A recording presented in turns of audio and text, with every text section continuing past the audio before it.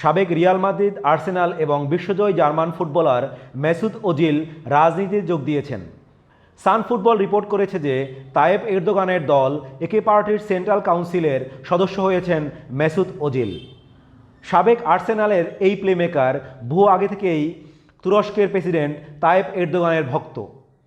2018 সালে ওজিল এবং তার জার্মান সতীর্থ গুন্ডোগান এরদোগানের সাথে ছবি তুলেছিলেন।